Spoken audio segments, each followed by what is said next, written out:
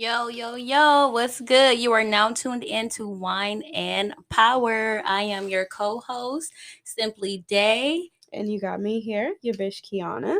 And today we are holding it down because our friend Bree cannot be in the building with us today, but she will be back next week. So we're going to keep it going. And everybody send her some love right now. Today, we got a special guest in the building. Special. Randy, say what's up to the Wine and Power listeners. Yo, what's up, everybody? How's it going? How's life? How's everybody living?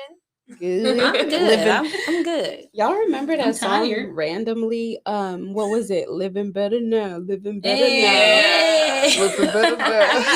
Who was that? Who was that? I'm blessed and highly favored. Okay. Abundance surrounds me. Hello. Right. I'm out here cute. Okay. But positive affirmation. But Randy, tell our listeners, like, give us a little spill. What's up with you? Introduce yourself. Okay, so I kind of do a little bit of everything. I would say that I'm a jack of all trades per se. I'm an ex-athlete. I did gymnastics for 20 years, and that was just my whole life. Shout out to that. Kiana used to be in that. We used to be in it together. Yeah. Oh, dang. Yeah. Okay, I'm on to loop. That's cool. I used to cheer. Do that count? Yeah, I used to cheer too. Oh, yeah. I actually did a little bit of cheer too. My dad wanted me to do it. I didn't like it too much though, because I didn't like it's all a the lie. rah-rah. Yeah, it's a lie. lie. I didn't like it either. You gotta be real fake to cheer. Yeah. And I'm not with that. When I was cheering, a whole lot of fake smiling and cheesing and making faces and winking at people. I'm like, so no for me. I don't do it no more. Nope. But so yeah, I been athletic my whole life. I'm also a poet, artist, self-empowerment coach. Okay. I do a lot. But it all fuels me, and I would just say at the end of the day, I'm just an artist. I like to create. I like to connect. And yeah, that's what's up. And you, I know we heard you do the yoga thing, right? Yes, I'm also a yoga instructor for sure. Yeah, we're gonna have to link up. Absolutely. Look, I got you guys, you know, right? yoga is like it's like therapy. No, it really is for your body and mind. Yeah. I went to one for the first time. I was outside, and I fell asleep. And you fell asleep? I straight up fell asleep because it was like at the end, so it was like, oh, relax and think these thoughts, and the music was too relaxing. Yeah. I saw something. Somebody does yoga on the rooftop. Ooh. Yeah. I'd be scared to fall off. Y'all know I'm clumsy. It's too hot at this point. Catch me in the fall. Yeah. Catch me late October, and I'll do something like that. No, yeah, yoga was actually the perfect segue for me from gymnastics, because it still allowed me a space to be athletic, but it was in a more calm, yin kind of state. Yeah, it wasn't like on demand. Yeah, exactly. It wasn't so aggressive. Right. I was actually able to have it be something that was positive for my body, my mind, and my spirit, that grounded me, but also gave me strength. So that's what's up. That's good. I feel like I wish a lot of other people, including myself, had more of a smoother transition. Yeah. Like that does sound like one of like the perfect transitions that you can have from one experience to the other. It's a good segue. Do you think that being in a sport like that help create like I don't want to say outlet, but like open up doors for other things as you grew up, like being in such a strict and it's a tough sport. Everybody can't do that. You have to be mentally. It's a mental thing. It's a mental sport. Yeah, gymnastics. It provided me with a great foundation for just life, because I had to push myself mentally, emotionally, physically on a daily at a very young age. I started when I was 2 years old, so doing that for 20 years. I got to the highest level when I was in 6th grade. So it was always just like a daily grind, like day in, day out. But it taught me how to persevere. It taught me how to initiate positive self-talk and affirmations, and that, hey, whatever it is I'm thinking, that's what I'm going to manifest, So it wasn't something that just happened in the sport world, like now I see in my daily life, it's, Right. hey, whatever energy you're putting out there, that's what you're going to get.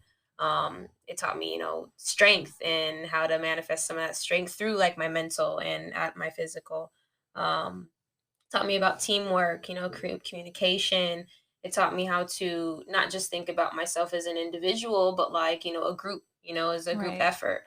So you guys used to compete and everything. Yep. We would do team competition, and then we'd also have like individual competition as well, mixed into one. I think that was like the best part about the sport was that it could be separate.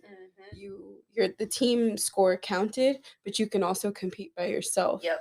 So that was something that I struggled with in the opposite way when I moved into cheer after I stopped doing gymnastics.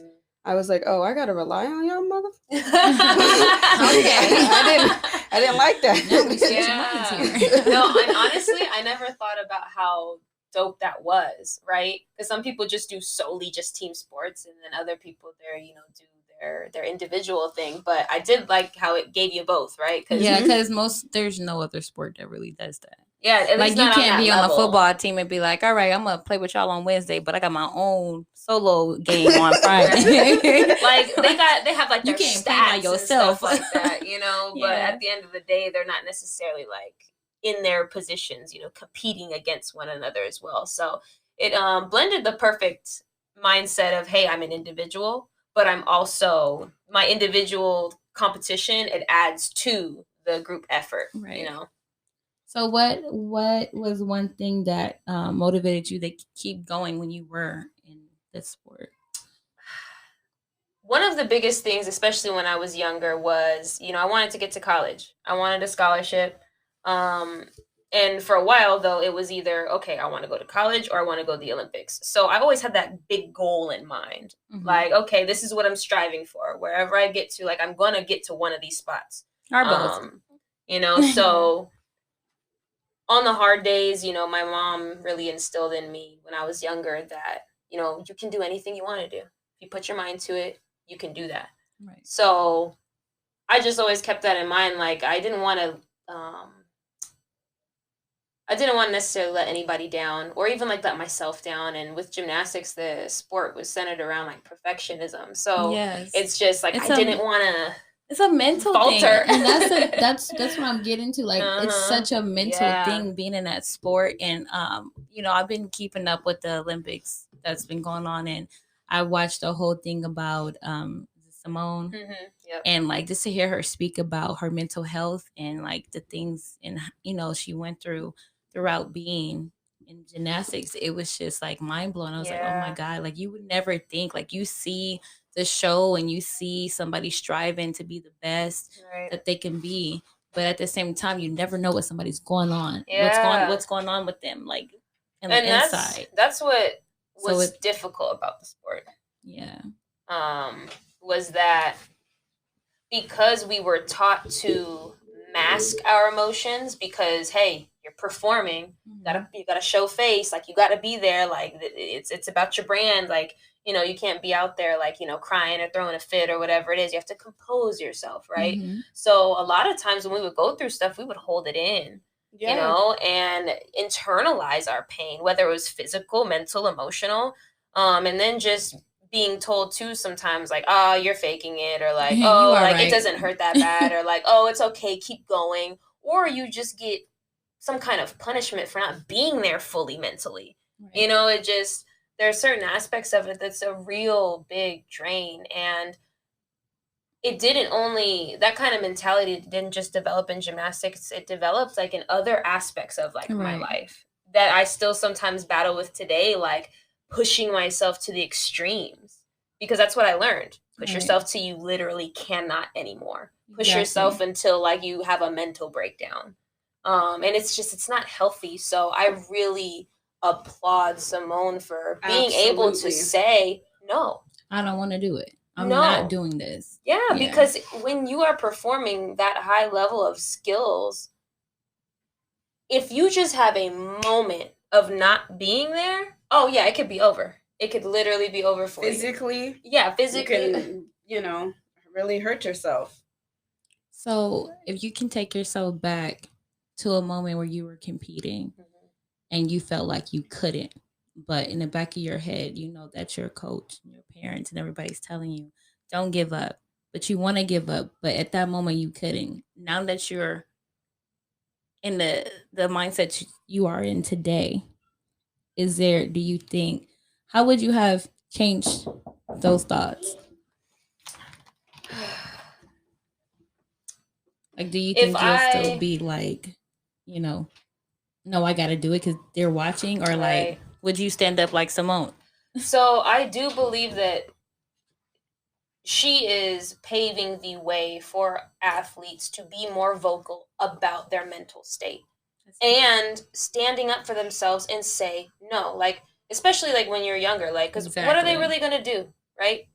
Like, it's just this fear that's been instilled in us, like, if we Yeah. just don't do what we're told. And it's like, it's not a matter of like doing what you're told, it's a matter of safety, right? It's a matter Right. of, you know yourself, you know your body, you know your mind. Right. Even if it might still be developing, being at a younger age, like, still, she's paving the way for people to have their voices be heard. And I definitely think there would have been a handful of times, not necessarily Or like on a like, consistent level, yeah. because, hey, there's an aspect of life where you do have to push yourself, right? Mhm. There's an aspect of life where, hey, like, even if it feels like all hope is lost, you got to just keep going, right? Yeah. But there would have been moments where I said, honestly, I'm not here today and I do not want to risk getting hurt. Like, I will gladly, scratch this, whether it's an event, competition, whatever the case Mhm. is. Because at the end of the day, just, it puts you in situations where you can get hurt.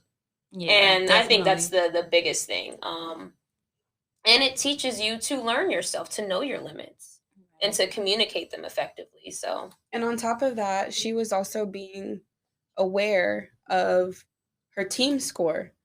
If I keep doing other events and I'm not mentally here and I don't do what I'm supposed to do, the country's not going to do as well as they should in the all around team score. Right. So she was doing what was best not only for her, but also for her team. So the rest of them could finish shining the way that they needed to as well. Right. And that's the one thing I did appreciate about that situation, because her team was right behind her. Like, absolutely. Like, thank you. Like, we glad you, like, we happy you stood up, because they probably wouldn't have done it.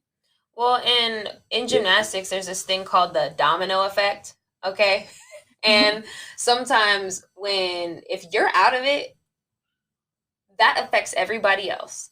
And so, let's just say, like, for beam in particular, right? Like, beam, like, a lot of people would be fearful of it. It's 4 feet off the beam, 4 inches wide. And oftentimes what you would experience, like, on a team, and I think a lot of athletes can attest to this, is once somebody has a mental break, it's very easy for it to trickle down into the entire team.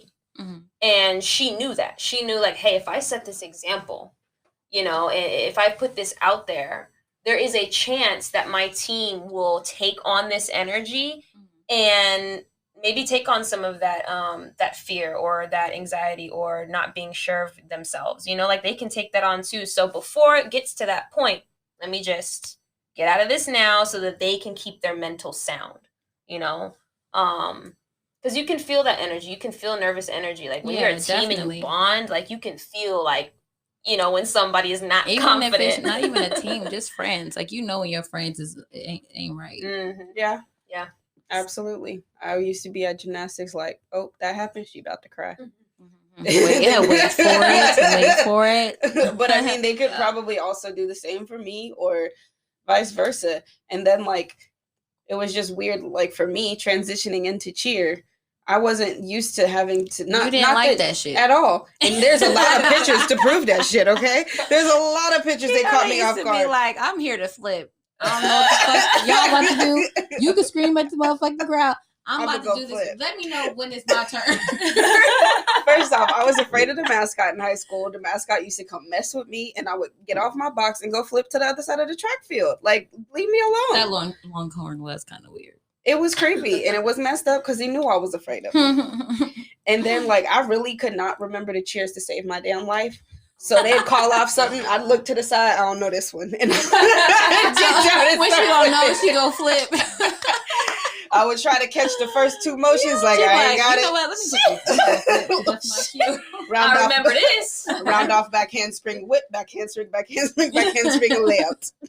Walk right on back. Is the cheer still not over? All right, Y'all let me still flip going? back to the other Let side. me go the opposite way this time. No, that's dope though. It's really good to hear from somebody, other than seeing it on TV to hear. So like it's like the same, like, and it's appropriate for right now. Yeah. What's going on. So No, it thank is. you for sharing Yeah, that no with problem. us. No problem. Wow, it's crazy though, but I'm really glad that we're at a point to where people are not afraid to speak out. Yes, and it's again, it's just important, right? Like, because even outside of sports, like, it sets an example for even, kids who aren't into sports, right? Just being able to communicate effectively to like their parents or their caretakers or whoever it is, like when they know they have reached some kind of limit for themselves, right? And they're uncomfortable, just being able to say, hey, like, no, like. And it's happening a lot. Like, I mean, this might be going a little, out of tune a little bit, but my son, he's 6 and he's been in football for a year. This season, like we've been practicing all summer. Right. Season's about to start. He doesn't want to play anymore. Yeah.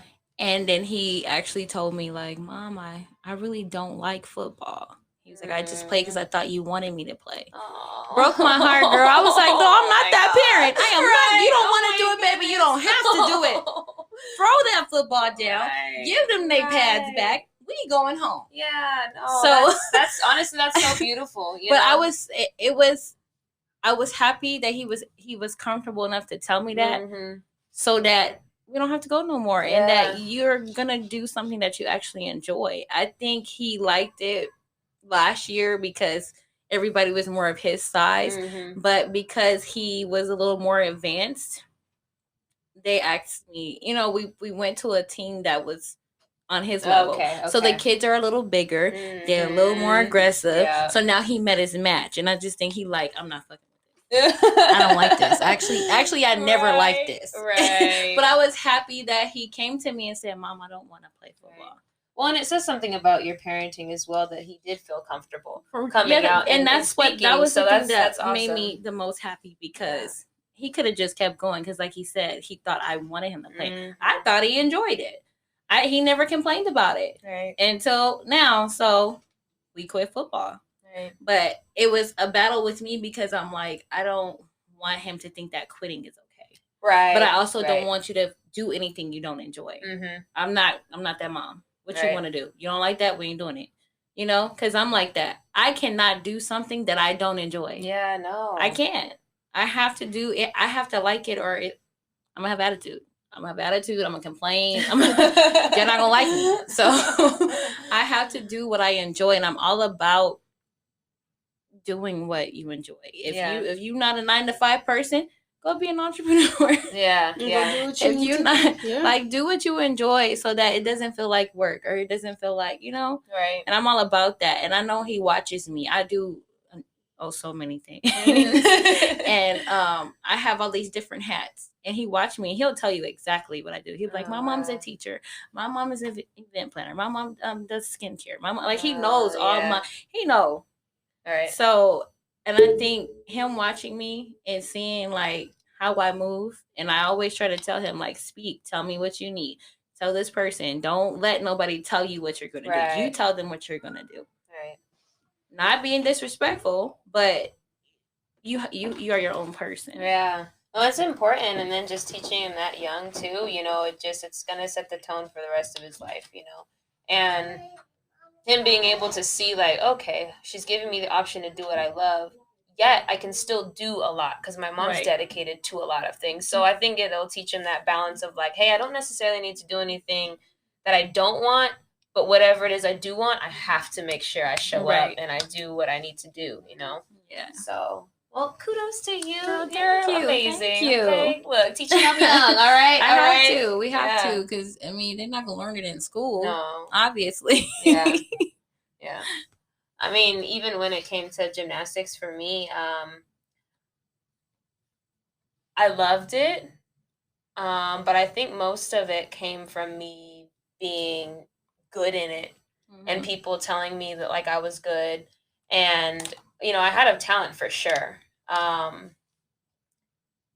But if I would have done what I truly wanted to do, not what I felt like I had to do to go to college and go to college for free, like that was my main reason get for scholarship. Yeah, that's literally the main reason why I stuck through gymnastics. Was like, I'm like, this is the way. I'm already here. I've already invested so much time. Like, I'm good.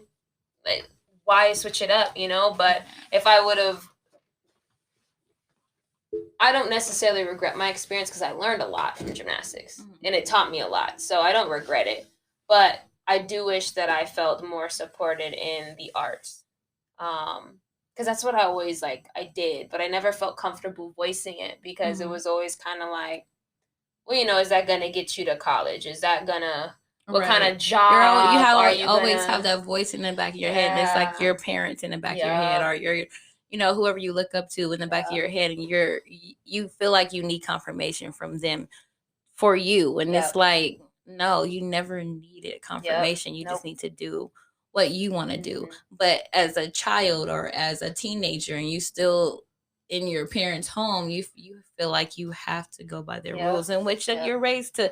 Yes, you need to respect your parents. You need to do what they want you to do. But in a sense, you still need to be able to communicate to them if you enjoy this or not, or if you don't, Yeah, and I never felt fully comfortable, it's scary voicing it, because I was just like, God, I'm gonna be talking back. Like, my mom about to slap the shit out of me if I told her I don't want to do gymnastics no more. I invested all this time and money. I wasn't trying to get no kind of backlash. Why are sports, youth sports, so expensive? I don't know. Because they got to do with their kids. I mean, I get it. Well, shit, teachers don't get paid much, so we need to figure this out. Yeah, you're right. No, it's going to be all or nothing. I never understood why sports was so expensive. I know the equipment and blah blah blah, but we selling popcorn and candy and all these fundraisers.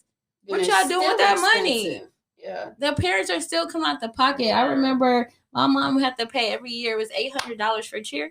Yeah, it was something crazy. Yeah. Only thing you can reuse is your bag. Everything else had to be brand new. So my mama looking at me like, so I'm giving you half of my rent money for these little pom poms and stuff. I'm like, yeah, you are. Mm-hmm. Yep, I want to do it. I like it.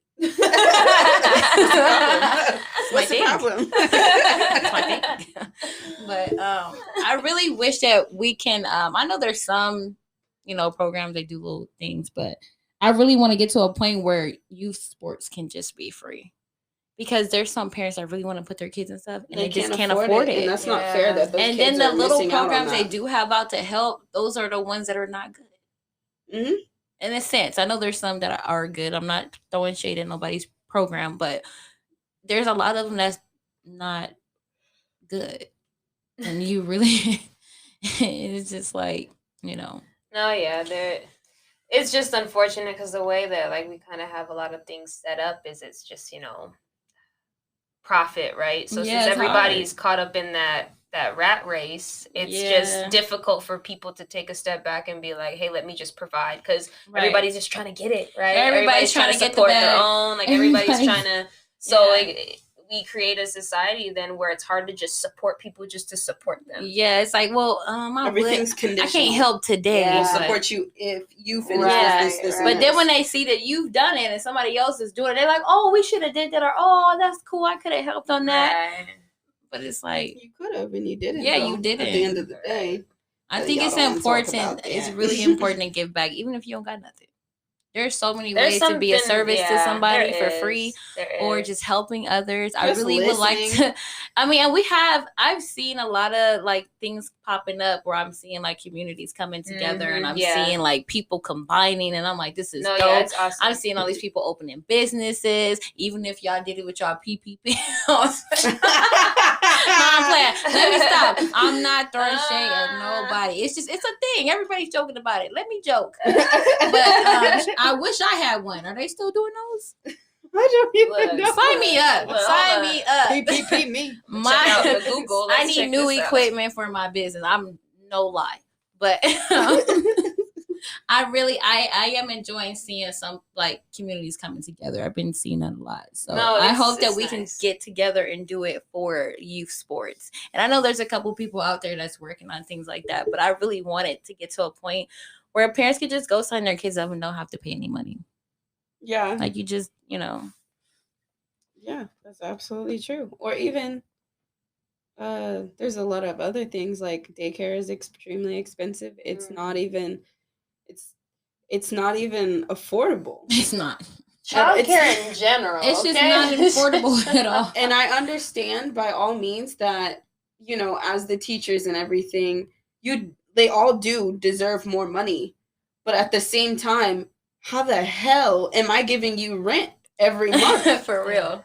to keep my kid? Like I can't do that and pay rent And at then the the same thing time. is the programs that they have to help assist with people's child care payments, they send you through so much red tape to get approved. Mm-hmm. And you have to be under a certain amount. You have to just be like, you can have one kid in a regular job, and they will say, "Oh, you make enough to take care of 2 kids," and you looking at them like, How? "Nigga, I don't even have no gas right now. What do you mean I make enough to take care of 2 kids? It's just me and my one kid." No. Like, I got some outdated I'm like, what? No, information. recalculate that. Y'all need to... No lie. I remember when I first had my son and I tried to do that, like for daycare, and I'm like, "Oh, I'm gonna sign up." They was like, "Oh, ma'am, you exceed the what?" And it's like, if I show you my I'm like, bills, if I didn't need it, I wouldn't be here. No, for real. And this was like what, 2014, 2015. They like, "Oh, you make enough to take care of 2 children, a 2-children household." And I'm like, it's just me and my one kid, and he needs to go to daycare, and I need your help. Like it's crazy. It is absolutely. I heard you was giving out help, so I'm trying to get some help, and you telling me that I make enough to have 2 kids, and I don't. And it's like, that's not even enough to like be living. That's enough to just get by, and not even barely. But you know what they do though? But you know what they do? Like if you have a car or anything that's considered luxury, you don't need help. And it's like some people genuinely do need help with like child care is. Shout out to the people that's running daycares and any type of youth program, because y'all out here getting the bag. Because when I tell you childcare and private schools are so expensive, this school that my son is attending, and he's only attending there because I work there, the tuition is $9,600 for the year. Oh, we. When I saw the price, I was like, he could just go to public school if you know. That's a college tuition. It's more convenient for him to go to school where I work. So I was like, I just gotta do what I gotta do. But $9,600 for the year. It's $800 a month. Around there. Oh my God. Why? That's not including daycare. School is free. School is free for that age. But why? But that's what I'm saying. Like, why? Just why? Why? Show me the receipts that Girl, you got I'm about to pay, open up a daycare because I don't understand. This money, they making money. Money. Them the real millionaires and finesses. They got the bag. Absolutely, they do. Child care owners, private school owners, they got the bag. Well, that's why they're private. Same thing for colleges. Why some private colleges are expensive as hell too. They're more expensive than the regular in-state. Well, not in-state, because in-state's going to be different depending on where you're from and where you go. But it's even the price of college, the price of private schools, the price of anything that's related to a child trying to be an adult is expensive. It doesn't matter if it's a sport, it's crazy. School, like groceries, hell, it's all expensive. It really is. But it's like we go to work to pay for this, and then still can't pay for it. Yeah, so shout out to the youth program, shout out to youth sports, shout out to child care and tuition. Yep.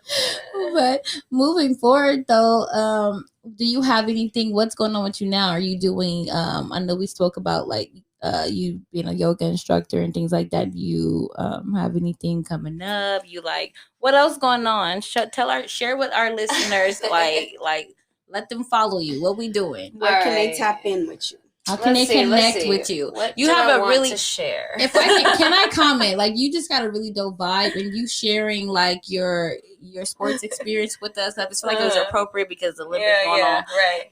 Like, let us know. Like, how can they find you? How can they connect with you? What's going on? All right. Like, So you can. I'm most active right now on Instagram. So if you just follow me, it's. Okay, you guys gotta listen to the spelling, all right? Don't mess up the spelling. Get a pen. Okay, yeah, get you a pen. All right, I'm gonna give you some time. Look, 1, 2, 3. Just get to find your pen. Okay, right. So it's Randy. That's RANDII. All right, there's 2 I's. All right, fam, 2 I's, and that's really like how my name is spelled. There's no mistakes. So that's Randy. Period. My middle name is Ianeke. It's Hawaiian. It means God is graceful. It's pretty awesome. Thanks, Mom. Me and my mom share the same middle name. But so Randy, period, IANEKE. And we'll put it in the description too, so y'all can follow her. Sir. Definitely follow her. She's super dope. She's all about the vibes. You know, good vibes, good vibes. But right now,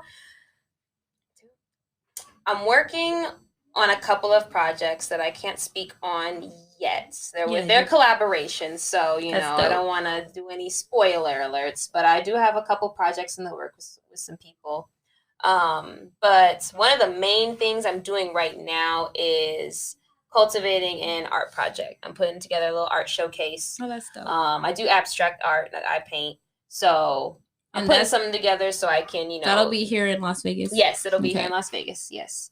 And then I have a couple friends who, you know, have either a store or they do events as well. So I'm just going to, you know, kind of ask around and see about, you know, showcasing my work once the project is finished. So I'm super excited about that.